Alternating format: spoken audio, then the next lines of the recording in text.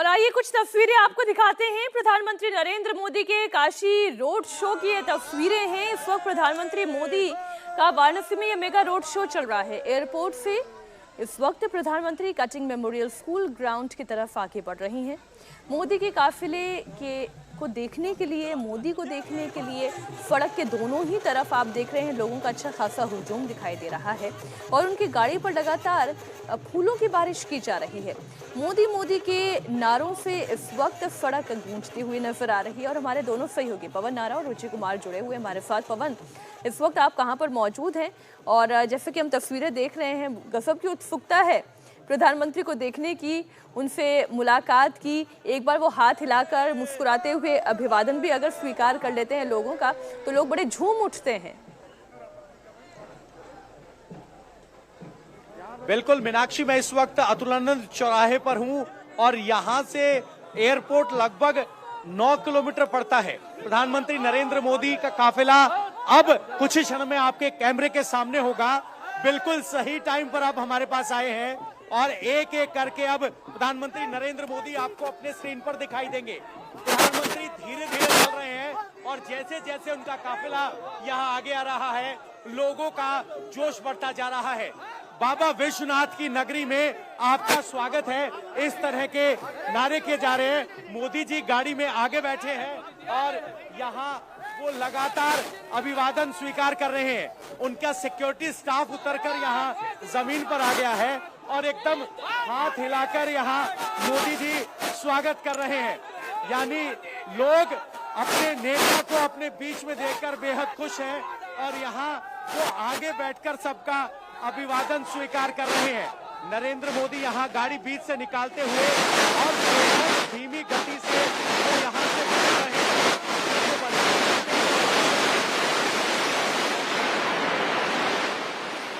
पवन, चूंकि जहां पर मौजूद है अभी अभी वहां से प्रधानमंत्री का काफिला निकला है और आप जानते हैं कि प्रधानमंत्री का काफिले में एक गाड़ी चलती है जिसे जैमर कहते हैं। तो जैमर की वजह से कई बार जो है लिंक डिस्टर्ब हो जाता है। तो ये भले ही तारतम्य आवाज का टूटा हो लेकिन तस्वीरों का नहीं टूटा है और वो तस्वीरें इस वक्त आप देख रहे हैं। देखिए कितना जोश लोगों के अंदर है, कितना उल्लास दिखाई दे रहा है कि उनके सांसद उनके बीच में पहुंचे हैं, देश के प्रधानमंत्री उनके बीच पहुंचे हैं, परियोजनाओं की सौगात देने वाले हैं। और प्रधानमंत्री मोदी तो खुद कहते हैं कि जो काम मैं शुरू करता हूं, जिसका शिलान्यास मैं करता हूं, उसका उद्घाटन भी मैं करूंगा। और वो ये कहते हैं कि काम पूरा होने की गारंटी है क्योंकि ये मोदी की गारंटी है। पवन हमारे साथ जुड़े हुए हैं। पवन, तस्वीरें भी जरा दिखाएं और अगर लोगों से आप बातचीत कर पाएं तो जरा उनके भी भाव बताएं क्या है। जहां दौड़ जा।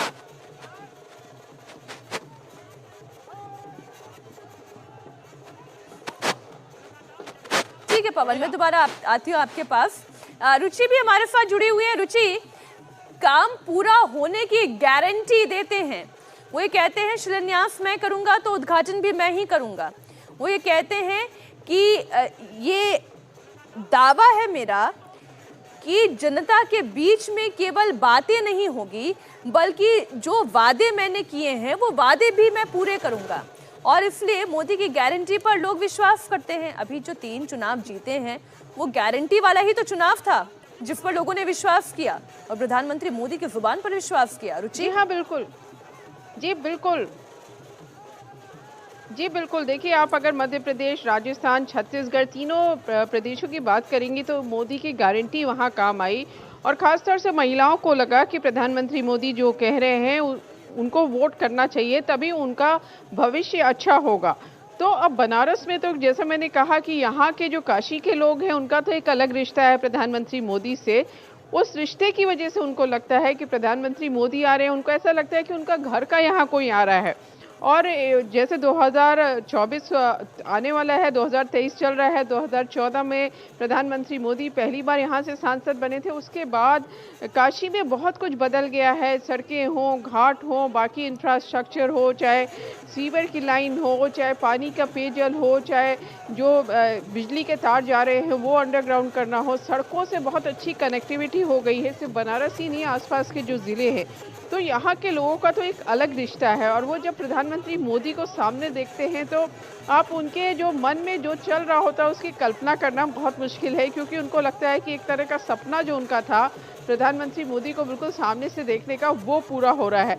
अब ये करीब जो आज का रोड शो है, करीब 20 किलोमीटर लंबा रोड शो है मीनाक्षी, और इस 20 किलोमीटर लंबे रोड शो में प्रधानमंत्री मोदी के स्वागत के लिए करीब 25 कुंटल गुलाब की पंखुड़ियों का ऑर्डर हुआ है। यानी पूरे रास्ते गुलाब के फूलों से, प्रधानमंत्री के नारों से उनका स्वागत किया जाएगा। ज़बरदस्त भीड़ है, उत्साह है। वो सिर्फ बीजेपी कार्यकर्ता नहीं है, बनारस के आम लोग भी हैं, काशी के आम लोग भी हैं, जो अपने प्रधानमंत्री को सामने से देखना चाहते हैं और उनका स्वागत करना चाहते हैं। अब जैसे कल जब वो सभा करेंगे यहाँ पर मीनाक्षी, तो जो करीब 2000 करोड़ की योजनाएं हैं, तो उसमें आप देखेंगे वो सिर्फ बनारस के, काशी के लोगों के लिए नहीं है, वो मिर्ज़ापुर के लोगों के लिए भी है, वो गाज़ीपुर के लोगों के लिए भी है, वो प्रयागराज के लिए भी है, चित्रकूट के लिए भी कुछ योजनाएं हैं। तो इस तरह से सभी को फ़ायदा प्रधानमंत्री की इन योजनाओं से होगा। और जैसा कि लोकसभा चुनाव आ रहा है, तो हर चीज़ को लोकसभा चुनाव से जोड़ के देखा जाता है। तो ये समझा जा रहा है कि प्रधानमंत्री मोदी और बीजेपी ने एक तरह से यूपी में चुनाव की तैयारियां शुरू कर दी हैं, और जब कल जनसभा करेंगे तो उसमें बहुत सारे ऐसे ऐलान करेंगे कि जिससे लोगों को लगेगा कि अगली सरकार भी हमें इनकी बनानी चाहिए। तो बीजेपी की पूरी इस तरह की कोशिश है। सड़कों से जहां से प्रधानमंत्री मोदी इस समय निकल रहे हैं, ज़बरदस्त उत्साह है, लोग नारे लगा रहे हैं, खुश हो रहे हैं, मोदी जिंदाबाद के नारे लग रहे हैं। तो ज़बरदस्त उत्साह यहाँ पर कार्यकर्ताओं लोगों के बीच दिखाई दे रहा है। तो ये रोड शो जो लाल बहादुर शास्त्री एयरपोर्ट से शुरू हुआ है, ये अभी फिलहाल ये रोड शो जारी है, और सड़कों के किनारे आपको ज़बरदस्त लोगों का हुजूम दिखेगा। जहाँ तक आपकी नजरें जा रही है मीनाक्षी, लोग ही लोग आपको यहाँ पे दिखाई दे रहे हैं। तो आप बिल्कुल ठीक कह रही हैं। दरअसल अगर केवल उत्तर प्रदेश के हम 3 ऐसे शहरों की बात करें जो आध्यात्मिक केंद्र हैं, जिसमें मथुरा हो गया, काशी की बात हो गई, जहां से खुद प्रधानमंत्री नरेंद्र मोदी सांसद हैं, यहाँ पर काशी कॉरिडोर का विकास करना, या फिर अयोध्या की हम बात करें, ये भी एक आध्यात्मिक केंद्र ऐसा जहां पर राम मंदिर का निर्माण हो रहा है और बहुत जल्द वहां पर प्राण प्रतिष्ठा की तारीख तय कर ली गई है। वो कार्यक्रम भी हम होते हुए देखेंगे। तो जिस तरीके से संस्कृति और विकास के बीच में एक बैलेंस बनाकर प्रधानमंत्री चलते हैं, ये बिरला ही देखने को मिलता है। पवन हमारे साथ जुड़े हुए हैं। पवन, क्या लोग ये बात समझते हैं, इसलिए प्रधानमंत्री के साथ वो जुड़ाव महसूस करते हैं कि यहाँ पर संस्कृति और विकास का एक सामंजस्य दिखाई देता है, या फिर लोगों के मन में वो इकोनॉमी चलती है, उनके पॉकेट में पैसा कितना आ रहा है, रोजगार का सृजन कितना हो रहा है, एंटरप्रेन्योर कितने तैयार हो रहे हैं क्षेत्र में, लोगों के मन में ये सवाल भी होता है। जरा आप लोगों से भी बात करिए और वहाँ की जनता क्या कहती है, ये भी जरा समझने की कोशिश। आपको बता दें कि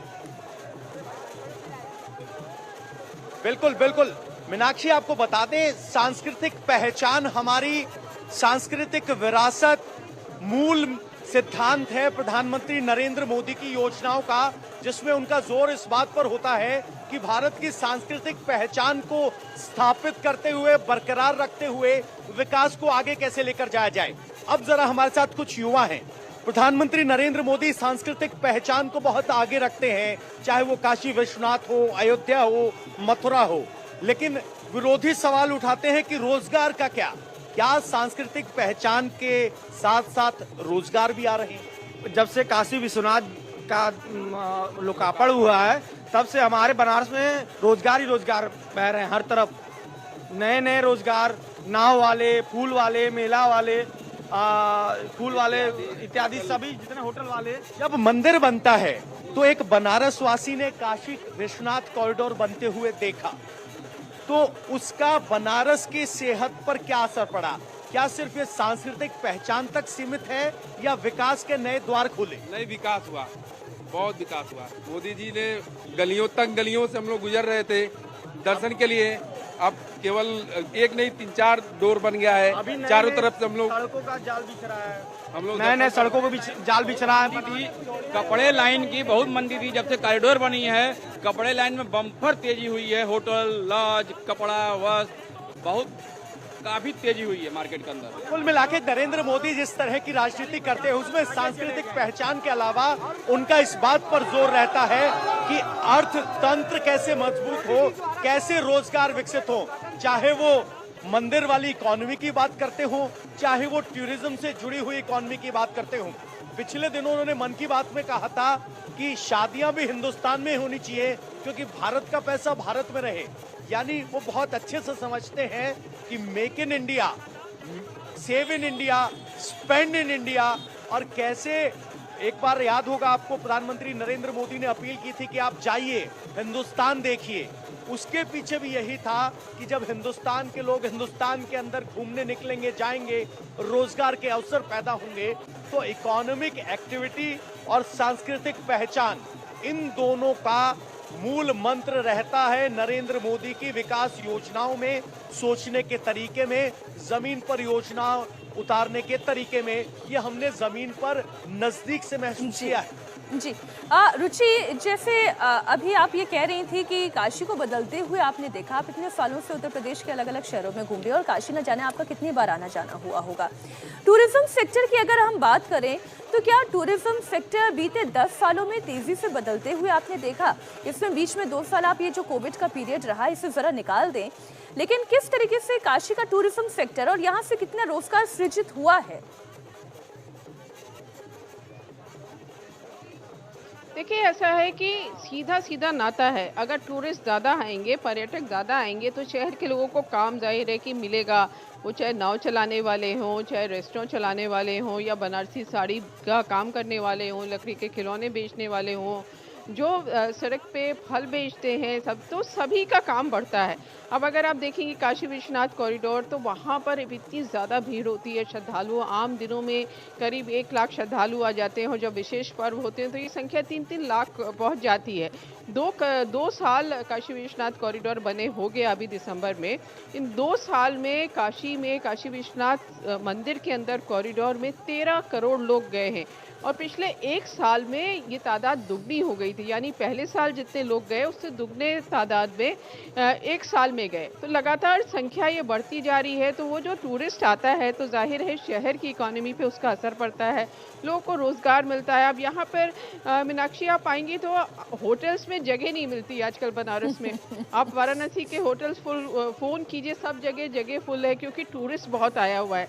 और ये टूरिस्ट विदेशों से भी आ रहा है, देश के हर कोने से आ रहा है। जैसे मैंने बताया कि साउथ के तो बहुत लोग यहाँ काशी में आते हैं, बंगाल के लोग आते हैं, तो कोई देश का कोना ऐसा नहीं है जहाँ से टूरिस्ट काशी ना आ रहा हो।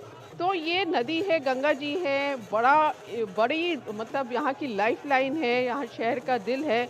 और इसमें जो नाव चलती हैं, नाविक हैं, जो भी टूरिस्ट आता है वो गंगा आरती देखने के लिए जाता है तो बहुत सारे लोग नाव का इस्तेमाल करते हैं, या गंगा जी में वो जब जाते हैं तो इन नाव में जाते हैं। तो जाहिर है कि पर्यटन बढ़ा है, तो जो शहर की इकोनॉमी है, शहर के लोगों को रोजगार और रुचि, एक एग्जांपल तो मैं भी यहाँ देना चाहूंगी। बीते दिनों एयरपोर्ट पर जर्मनी से आया हुआ एक ग्रुप मुझे मिला।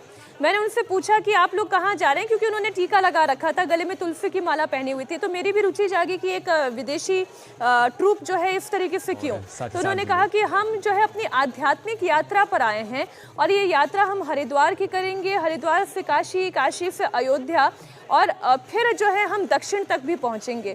तो इसका मतलब ये है, ये जो तमिल संगमम जो है, इस तरीके का जब रूट आपका डेवलप होता है तो विदेश से आने वाले पर्यटकों के लिए भी कितना आसान हो जाता है भारत की यात्रा करना, और ख़ास तौर पर वो लोग जो आध्यात्मिक चेतना के लिए भारत का रुख करते हैं। पवन हमारे साथ जुड़े हुए हैं। पवन, हम प्रधानमंत्री के काफिले को आगे बढ़ता हुआ देख रहे हैं। जानकर के ये काफिला बहुत तेज़ी से नहीं जाता और एक एम्बुलेंस निकल रही थी, इस एम्बुलेंस को भी रास्ता दिया गया। पूरा कॉन्वॉय हम देख रहे हैं एक तरफ हो गया है और एम्बुलेंस बड़ी तेज गति से निकलती हुई जा रही है। और ये पहली कोई तस्वीर नहीं है पवन, हमने ऐसी कई मर्तबा तस्वीरें देखी।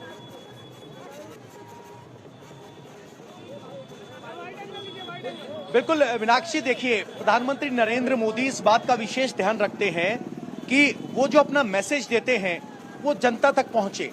लेकिन जब उन्हें मौका मिलता है जनता के साथ कनेक्ट करने का, खासतौर पर काशी और बनारस में हमने देखा है कि वो बेहद जनता के नजदीक होते हैं, कोई मौका नहीं जाने देते। उनकी गाड़ी का काफिला जब बनारस की गलियों से गुजरता है तो एकदम आराम से गुजरता है। बैरिकेडिंग जिसमें पुलिस अक्सर पूरे भारत भर में सख्त होती है, बनारस में सख्त नहीं होती, वो लोगों को करीब आने देती है।